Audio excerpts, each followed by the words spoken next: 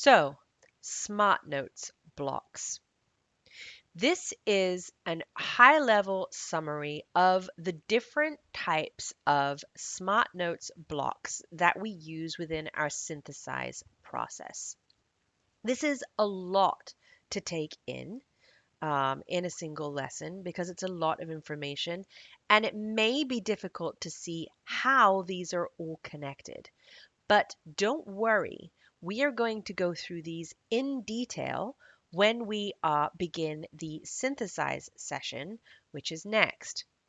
The reason that I'm giving you these block note types now is really just as an overall review and a place that you can go back to when you're in the synthesize process to see the details of each of these note types.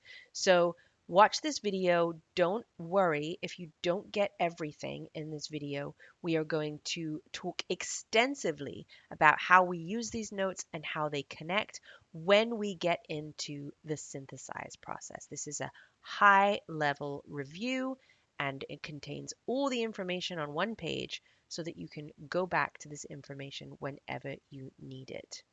So we're going to start with an F note. I'd like to point out that my note types, my Zettelkasten note types, are different than the traditional Zettelkasten note types. And the reason they are different is going to become more evident as we get into synthesize. But it's because this is the way that it works for me. I struggled a lot with the whole idea of a permanent note and a Zettelkasten note in the beginning, and it wasn't until I came up with this methodology of organizing my notes that it all made sense. So again, these are my note types. They work for me. If you want to cut a few out or skip a few steps, that's absolutely fine. Just make sure you know exactly why you're doing it and that you document it. So first and foremost, we have the F note. The F note is a fleeting note and is represented within the graph by the tag F note. So every block you have in your graph that is a fleeting note will be tagged with this particular tag. Now, you won't see any blocks in your graph that are currently tagged F notes because we haven't actually gotten to the synthesize process yet. So when you are still in the collection and curation process, you haven't begun to classify your notes. So you won't see these until we get into the synthesize process. F notes are used within your academic writing as direct quotes with an attribution. So F notes are always the initial notes that you collect from a source. F notes are always the words and ideas of other people. So they're either direct quotes or copied content or paraphrases. And F notes should never ever be used without attribution to the source material. So as part of our collect process, an F note may sometimes have a sub bullet with your note. Remember, we talked about that in collect.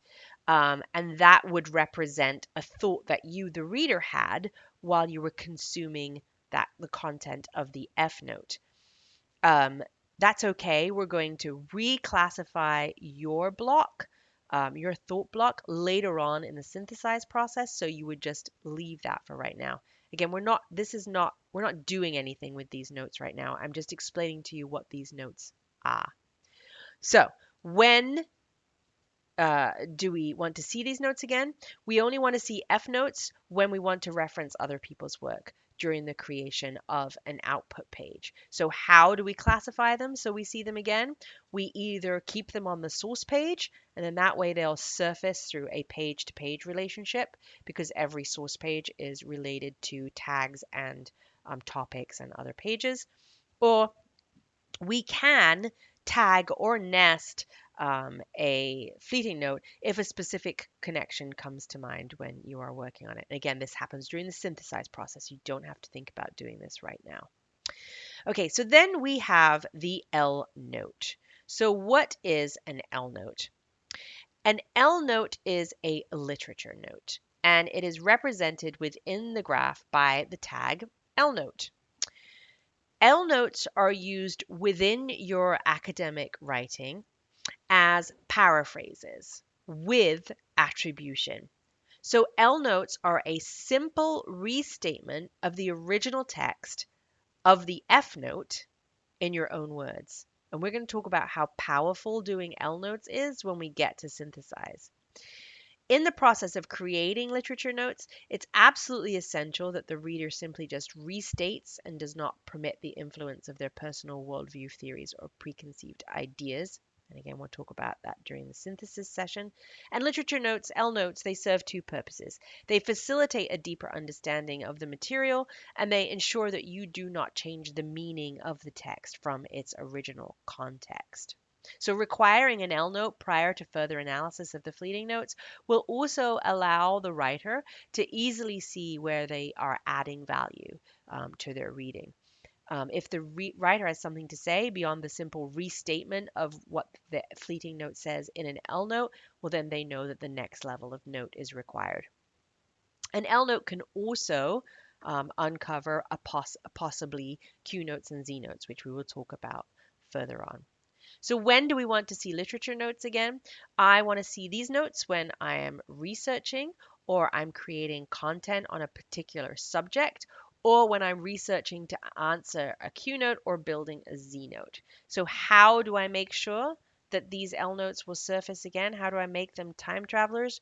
I can either preface them with a keyword that reflects the content of the note, but I wouldn't do that unless it is not captured within the content of a page with a relevant page tag or nested under an R note or a page that has the relevant keyword in the header of the page, like this one. Or an L note could be nested under a Q note or a Z note, and we'll see that later on. Next we have the R note. So what is an R note? An R note is something I made up. It's called a realization note. Um, it is a note that you create when the fleeting note, the creation of the fleeting note or the literature note make you come up with an idea that is different than what is contained within the context of either the F note or the L note. So remember those little thoughts you had that you sub-bulleted under your fleeting notes? Those are most probably R notes. So in the hierarchy, it goes fleeting note, F note, L note, R note. Realization notes, I call them, because I think it pretty much explains what they are. They're realizations that you have while you're reading. When do you want to see R notes again? Well, you want to see those when you are researching or creating content on a particular subject, or again, when you're researching an answer to a Q note or building a Z note. So similar to L notes, except these are your own ideas. R notes are usually the ones that you would progress further if they start to connect a lot with a bunch of other R notes. Then you know that there's something more. So how do you make sure you see your R notes again?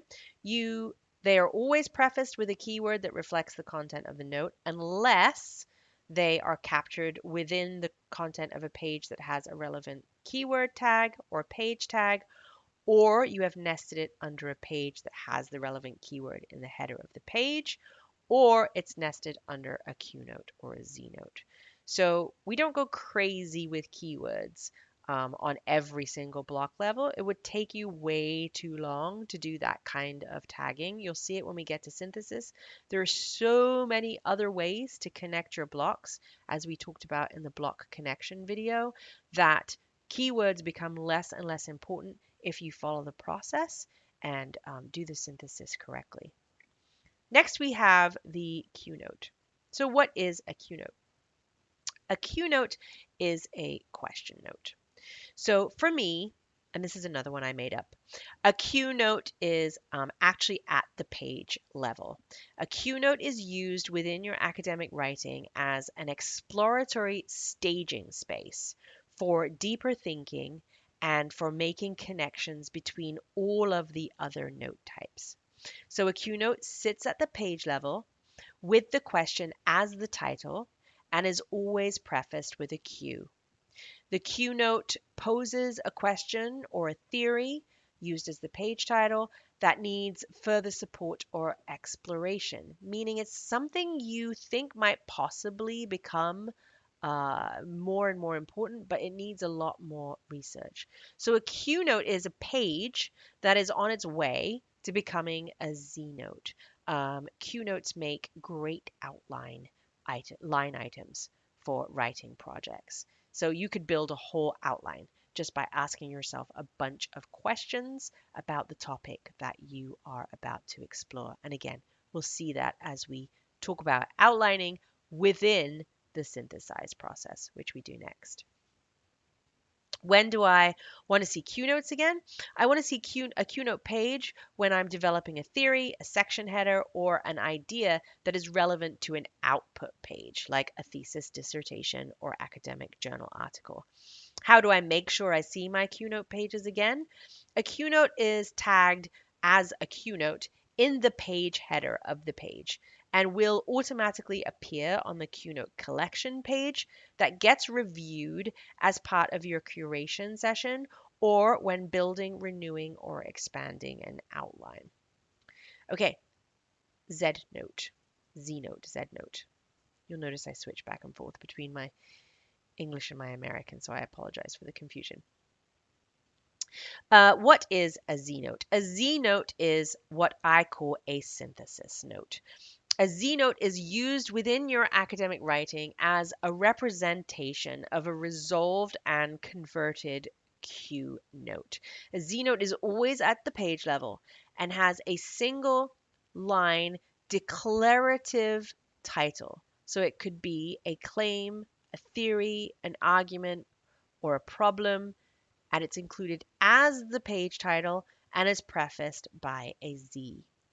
So a Z note is a densely linked page with lots of relationships with other R notes and possibly other Q notes and other Z notes. The Z note is usually produced as the result of a Q note. So as you work through your question and you come up with some declarative theories, arguments, problems, and claims, you start to create Z note pages. This is what most people think of as a permanent note, evergreen note, or a Zettelkasten note in other methodologies.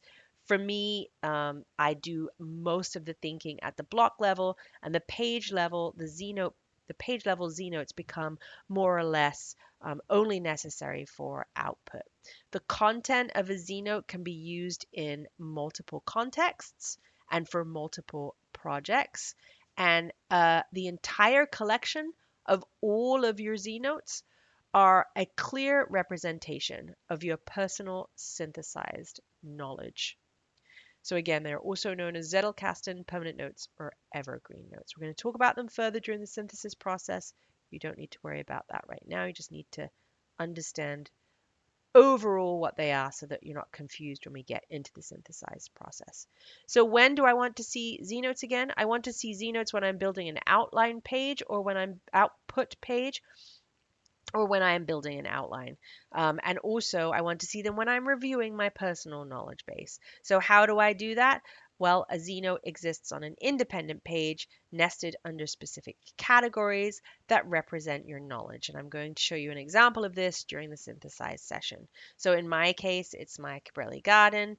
In your case, it's however you want to establish them, and I will give you a few examples and suggestions.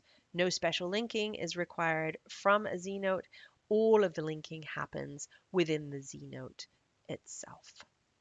So that's a summary of the particular block types that we use during the Smart Note process. Again, don't worry if it all sounds very complicated. We will be digging into it in much deeper detail when we get to the synthesize session. Another quick note I want to make is I have stolen Bo Hahn's CSS for his own Zettelkasten process that he uses, and I've edited it a bit for our purposes. That's what makes these little arrows and formatting around R notes and L notes. So you can just simply steal that by going to the Rome CSS page, which is right in the shared graph. And you'll see it's all here. So you can either just download and upload this page as a JSON, or you can just cut and paste directly from, cut the detail directly from the CSS page and paste it into your own. Up to you. So what's next? Next, we're getting into the synthesize process, onwards and upwards.